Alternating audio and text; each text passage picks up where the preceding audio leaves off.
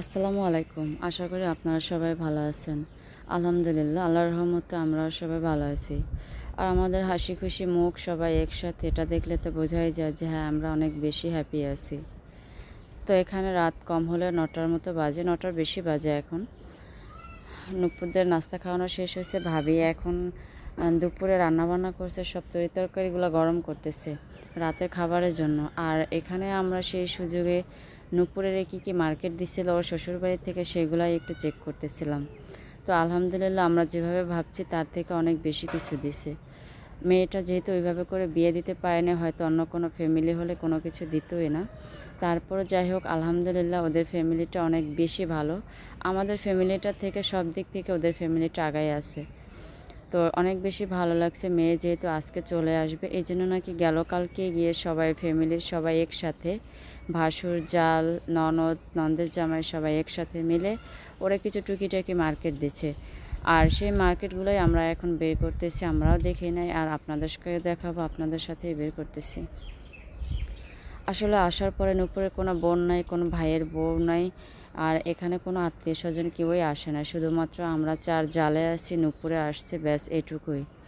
এরপরে যদি বেঁচে থাকি ইনশাল্লাহ কালকে সবাই আসতেও পারে, আমার ননদরা নাও আসতে পারে। যদি ওইটা আমি অগ্রিম বইলা ফেলাইছি, কারণ ফোনে সবাইকেই বলা হয়েছে নুপুরে জামাই চলে আসছে, তোমরাও আইসো। তো যার যতটুকু সম্ভব সে আসতে পারবে, আবার সম্ভব না হলে কেউ নাও আসতে পারে, শিওর আমি জানি না। তো যাই হোক, মেয়ে জামাই আসছে, মেয়ে জামাই নিয়েই এখন আমাদের বিষয়টা। তারপরে যদি কেউ আসে তাদের নিয়ে সেই বিষয়টা আবার আলোচনা করবো ইনশাল্লাহ। এখানে এক ধাপে ধাপে আমরা চাইছিলাম যে সুন্দরভাবে যা গোছানো আছে সেভাবেই সব কিছু বের করি, তাহলে আমরা নিজেরা যারা কাছে আছি তারাও দেখতে পারবো, আর আপনাদের সাথে ভালোভাবে দেখাতে পারবো। তো হুট করে আমরা 5 জন 5 জায়গা থেকে বসে 5 জন 5টা নিয়ে নিয়েছি, যার কারণে ওইভাবে করে দেখাইতে পারতেছিলাম না, এই জন্য সবার কাছে দুঃখিত। আসলে গরিব সংসার হলেও, গরিব হলেও মানুষগুলো অনেক বেশি মায়ার, অনেক বেশি মানে কীরকমের যেন একটা ফ্যামিলি, সব কিছুর ভিতর অনেক মায়া। ওদের ফ্যামিলিটা হচ্ছে এরকমের, একদম নীরব একটা ফ্যামিলি, কোনো হই হুল্লোড় এসব নাই। আমাদের ফ্যামিলিটা থেকে একদমই আলাদা একটা ফ্যামিলি, অনেক ভদ্রতা তাদের ভিতরে। যাই হোক, ভালো লাগছে আলহামদুলিল্লাহ। তো মেয়েকে পরিপূর্ণভাবে সাজিয়ে দিয়েছে, এটাই অনেক খুশির বিষয়। যেহেতু মেয়ে চলে গেছে আরও 1 মাস আগে, আপনারা তো জানেন যে নুপুরে ওর নানাবাড়িতে গেছিলো, সেই নানাবাড়ি থেকে ওর জামাই নাকি নিয়ে আসছে। আমরা সে অতটা জানি না, আসলে আমি তো বাড়িতে সেভাবে থাকি না। আমার সামনে যেটুকু পড়ে আমি সেটুকুই করার চেষ্টা করি, তারপরে পিছনে কি হইলো বা সামনে কি হবে ওইটা নিয়ে ঘাটাঘাটি আমি একটু কম করি, সামনেরটা নিয়ে ব্যস্ত থাকার চেষ্টা করি। তো সেখান থেকে কিভাবে কি বিয়ে হয়েছে সেটাও আমি জানি না। আর এখন যেহেতু প্রায় 1-1.5 মাস পরে শ্বশুরবাড়ি থেকে আসছে, সেই হিসেবে গেল কালকে মার্কেট করে দিছে, একটা অবাক করা জিনিস না, তারপরও ভালো লাগছে। তো ওরে A to Z সব কিছুই দিচ্ছে আমাদের গ্রামের বাজার থেকে, যেটার হলতা বাজার বলা হয়। আসলে এখানে অনেক কিছু ভালো ভালো দামি দামি জিনিসপত্রগুলো পাওয়া যায়।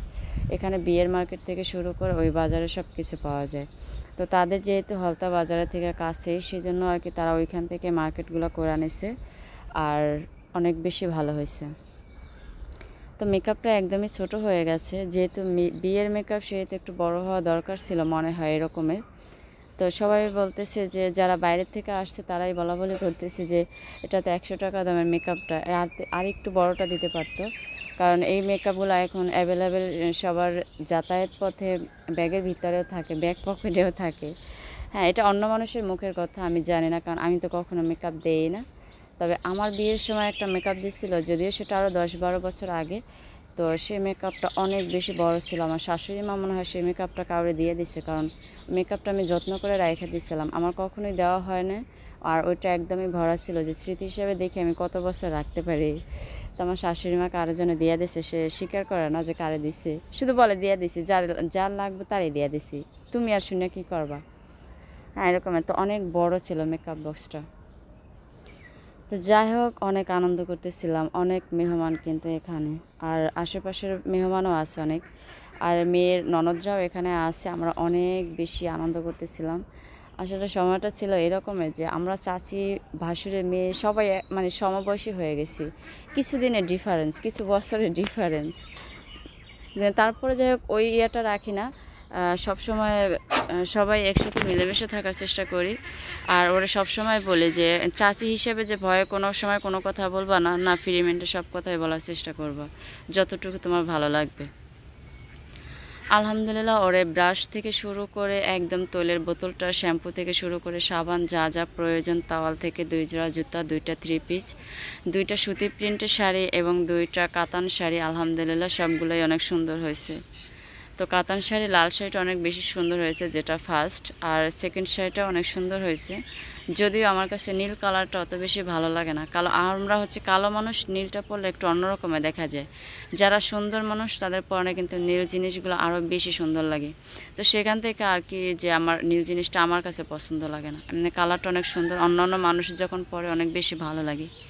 তো এটা হচ্ছে ফার্স্ট শাড়ি। আমরা চাইছিলাম যে নুপুরের লাগেজটা সুন্দরভাবে গুছাইয়া দিয়ে দিই, কারণ যেভাবে আমরা বের করছি সেভাবেই আবার রাইখা গুছাইয়া দিই, তাহলে ওর মার কাছেও বেশি ভালো লাগবে, ওর কাছেও ভালো লাগবে, বুঝতে যাতে না পারে যে কোনো জিনিসের ক্ষতি হয়েছে বা কোনো একটা জিনিস হারিয়ে গেছে।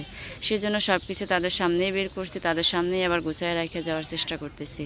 এখানে সেকেন্ড সাইডে আপনাদের সামনেই ভাঁজটা খোলা হয়েছে, নুপুর নাকি নিচে ভিতরে কিভাবে কি জমিনের ভিতরে বা আঁচলের ভিতরে কীরকম সেটাও নিজেও দেখে নেয়, এই জন্যই আর কি শাড়িটা একদম ভাজে ভাজে খুলে ফেলা। তো যাই হোক, আমাদের কাছে ভালো লাগছে সবগুলো শপিং। আপনাদের কাছে কেমন লাগছে অবশ্যই কমেন্ট করে জানাবেন। আর দুঃখিত আমি সবার কমেন্ট উত্তর দিতে পারতেছি না, এত বেশি নেটের সমস্যা করে। আর আমাদের এখানে একটু সামান্য বৃষ্টি হলেও কারেন্ট চলে যায়, সেই কারেন্টের কারণে টাইম টু টাইম আমি ভিডিওগুলো আপলোড করতে পারি না। কারণ যদি কারেন্ট না থাকে তাহলে নেটেরও অনেক সমস্যা হয় মনে হয়, আমার কাছে যেটা মনে হয়। একদমই নেট স্লো কাজ করে, যেই কাজ আমি 1 ঘন্টায় করি সেই কাজ আমি 5 ঘন্টায়ও পারি না, এরকমের আর কি আমার ক্ষেত্রে হয় কারেন্টটা যখন না থাকে। তো সেখান থেকে আর কি কমেন্টের উত্তরগুলো আমি টাইম টু টাইম দিতে পারি না।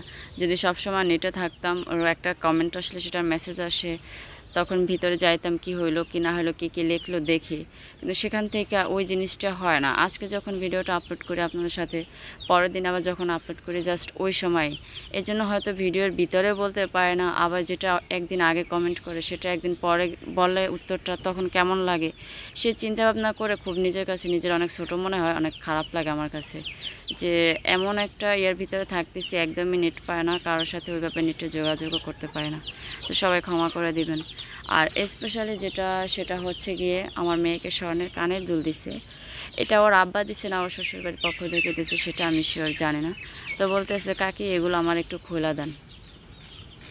তো আমি এবার বললাম যে স্বর্ণের, আপনি চিনেন না স্বর্ণ নাকি ছিটিকলের?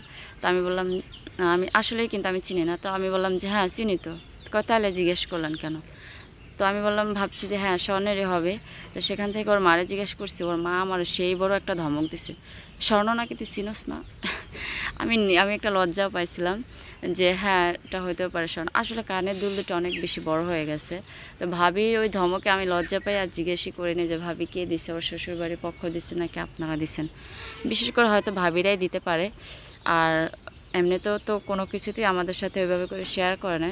তারপরে যখনই ডাকে আমরা সবাই তখনই যাই, আমাদের ভিতরে ওইভাবে করে কখনোই মান অভিমানটা দীর্ঘভাবে থাকে না। এই হুট করে কিছু নিয়ে লাগে, এই হুট করে আবার কিছু নিয়ে মেলামেশা হয়ে যায়, এরকমের আর কি আমাদের সময়গুলো পার করি।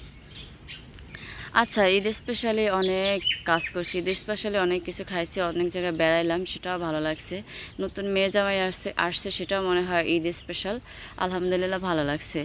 এখানে বড়োভাবে ডাক দিল বাসা যেহেতু চলে যাবি, ওরা এখন খাবে না বলতেছে, ওদের খাইতে গিয়ে তার বেশি লেট হবে। তো আমরা এখানে বসে থাকি কি করব, বাচ্চা কাচ্চা জ্বালাইতে আছে। তো ভাবলাম নিজের ঘরেই চলে যাই, সেখানে গিয়ে একটু শুয়ে বসে রেস্ট নিই। তো ভাবি বলতেছে যাওয়ার আগে মিষ্টিগুলো দেখা যায়, এগুলো কারে কিভাবে কি দিব নিজে বুঝতে পারতেছি না। যেহেতু মেয়ের জামাই নতুন মিষ্টি আনছে সেহেতু সবারই প্রাপ্য। তো আমি ভাবলাম যে যেহেতু বিষয়টা আপনি একটু ভাবেন যে কারে কিভাবে কি দিবেন কি না দিবেন, কারণ আপনারও পার্সোনাল কোনো মানুষ থাকতে পারে, আর যেহেতু আপনার জিনিসটা আপনি ম্যানেজ করেন, আর যদি সম্ভব হয় বললেন কারে কি দিতে হবে সেগুলো মানুষের ঘরে নিয়ে দিতে পারো, তাতে সমস্যা নেই। তো আলহামদুলিল্লাহ 2 প্যাকেটে প্রায় 5 কেজি মিষ্টি চলে আসছে, 2.5 কেজি করে প্যাকেট করছে, আর লাল সাদা মিষ্টি মিলাই দিছিল। আমি ভাবছিলাম নিচের মিষ্টিটা মনে হয় আলাদা, পরে দেখি যে না নিচেরটাও সেম একই মিষ্টি, না হলে দেখা যায় নিচের মিষ্টিটা খুলতাম না। তো এখানে মিষ্টি, পান, সুপারি, জর্দা, বিস্কিট, চানাচুর, চিপস এগুলো সব কিছুই জামাই নিয়ে আসছে। এবং ভাবি বলতেছে আগামীকালকেও নাকি মেহমান চলে আসবে। তো আগামীকালকের বিষয় আগামীকাল, আর আজকে হচ্ছে এই পর্যন্তই। মেয়ের জামাই কি আনলো কি না আনলো সেটা আপনাদের সাথে শেয়ার করছি। ভাবি সাফওয়ানের হাতে একটা চিপস দিতেছে, আর চিপসটা নিয়ে এখন ঘরে চলে যাব, একটু রেস্ট করে। সেই বিকেল থেকে শুরু করে এই পর্যন্ত হইচই হই হুল্লোড়, এটা সেটা, খাওয়া দাওয়া, গোছগাছ করা, কাপ পিসগুলো ধোয়া, একটু যেটা অনেক কষ্ট করতে হয়েছে। হুট করে এতগুলো কাজ করা যায় না, যেহেতু আমার এমনিতেই কোমরের ভিতরে সমস্যা। তো সবাই ভালো থাকবেন, সুস্থ থাকবেন, আর দোয়া করবেন আমাদের মেয়েটার জন্য, আল্লাহ যেন ওরা নেক হায়াত বাড়ায় দেয় আর নেক বুঝ দেয়। হ্যাঁ, যেহেতু নতুন সংসার, মা বাবা হিসেবে তাদেরও চিন্তা, আমাদেরও চিন্তা যে মেয়েটা সঠিকভাবে সুন্দরভাবে সংসারটা গুছায় গাছায় করুক আর কি। বলতে ঠিক কিছু দেখে থাকলে করে থাকলে অবশ্যই ক্ষমা করে দিবেন। আসসালামু আলাইকুম ওয়া রাহমাতুল্লাহি ওয়া বারাকাতুহু।